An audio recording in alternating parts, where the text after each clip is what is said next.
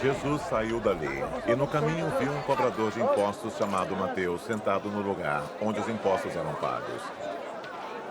Jesus lhe disse: "Venha comigo."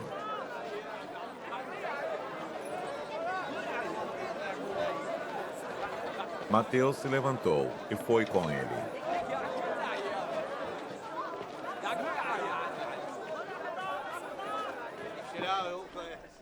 Mais tarde, enquanto Jesus estava jantando na casa de Mateus, muitos cobradores de impostos e outras pessoas de má fama chegaram e sentaram-se à mesa com Jesus e os seus discípulos.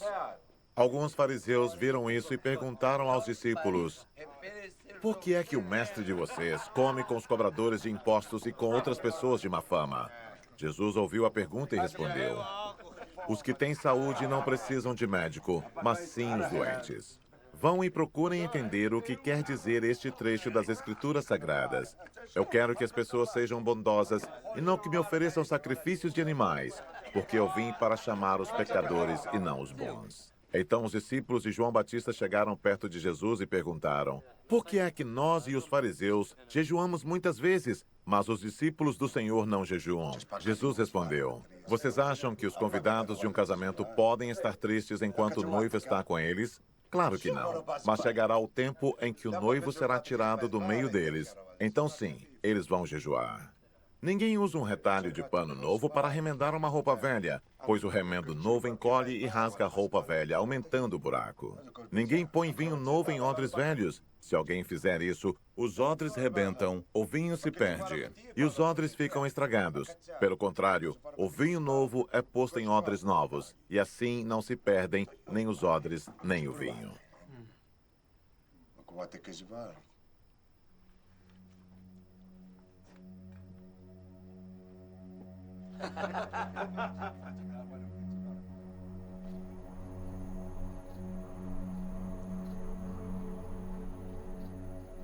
Enquanto Jesus estava falando ao povo, um chefe religioso chegou perto dele, ajoelhou-se e disse: "A minha filha morreu agora mesmo.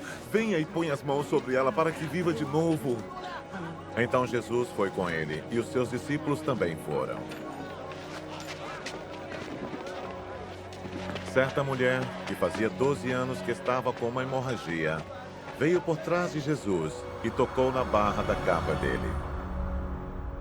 Pois ela pensava assim: "Se eu apenas tocar na capa dele, ficarei curada." Jesus virou, viu a mulher e disse: "Coragem, minha filha. Você sarou porque teve fé." E naquele momento a mulher ficou curada.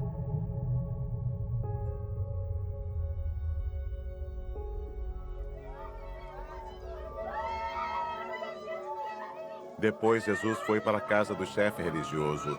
Quando viu os que tocavam música fúnebre e viu a multidão numa confusão geral, disse: "Saiam todos daqui. A menina não morreu. Ela está dormindo." Então começaram a caçoar dele. Logo que a multidão saiu, Jesus entrou no quarto que a menina estava. Pegou-a pela mão.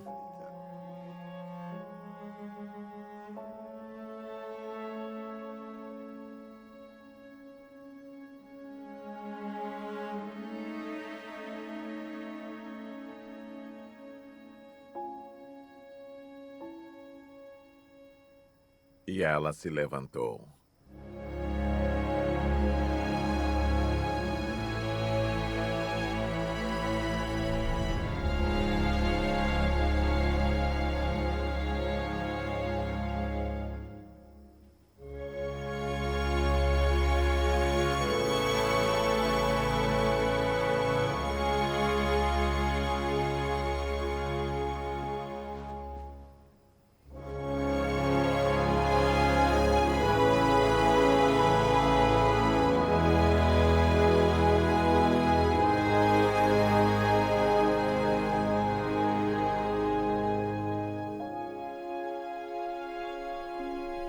E a notícia a respeito disso se espalhou por toda aquela região.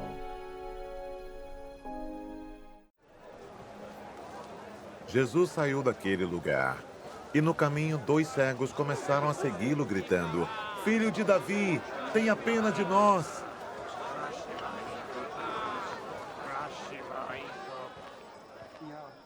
Assim que Jesus entrou em casa, os cegos chegaram perto dele. Então ele perguntou: Vocês creem que eu posso curar vocês?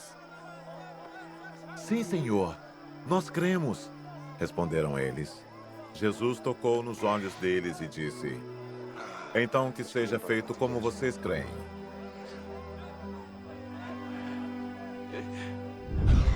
E os olhos deles ficaram curados.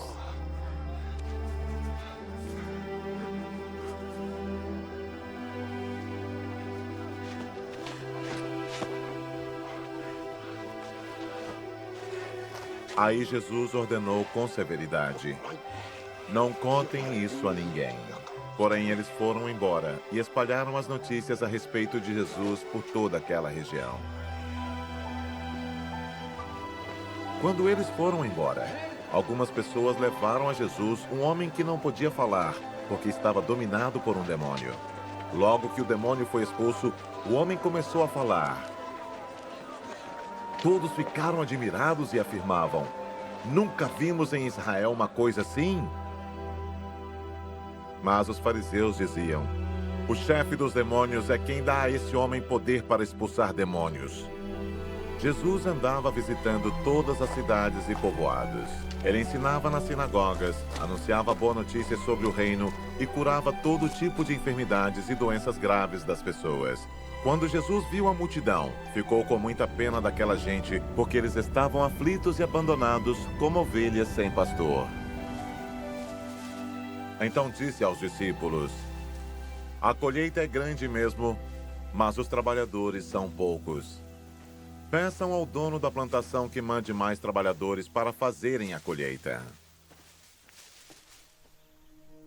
Jesus chamou os seus 12 discípulos e lhes deu autoridade para expulsar espíritos maus e curar todas as enfermidades e doenças graves. São estes os nomes dos 12 apóstolos. Primeiro, Simão, chamado Pedro, e o seu irmão André. Tiago e o seu irmão João, filhos de Zebedeu. Filipe, Bartolomeu. Tomé e Mateus, o cobrador de impostos. Tiago, filho de Alfeu. Tadeu e Simão, o nacionalista. E Judas Iscariotes, que traiu Jesus. Jesus enviou esses 12 homens, dando-lhes a seguinte ordem: Não vão aos lugares onde vivem os não-judeus, nem entrem nas cidades dos samaritanos. Pelo contrário, procurem as ovelhas perdidas do povo de Israel. Vão e anunciem isto: o reino do céu está perto. Curem os leprosos e outros doentes, ressuscitem os mortos e expulsem os demônios. Vocês receberam sem pagar, portanto, deem sem cobrar. Não levem guardados no cinto nem ouro, nem prata, nem moedas de cobre. Nesta viagem, não levem sacola, nem uma túnica a mais, nem sandálias, nem bengala para se apoiar, pois o trabalhador tem o direito de receber o que precisa para viver. Quando entrarem numa cidade ou povoado, procurem alguém que queira recebê-los e fiquem hospedados na casa dessa pessoa até irem embora daquele lugar. Quando entrarem numa casa, digam: que a paz esteja nesta casa. Se as pessoas daquela casa receberem vocês bem, que a saudação de paz fique com elas, mas se não os receberem bem, retirem a saudação.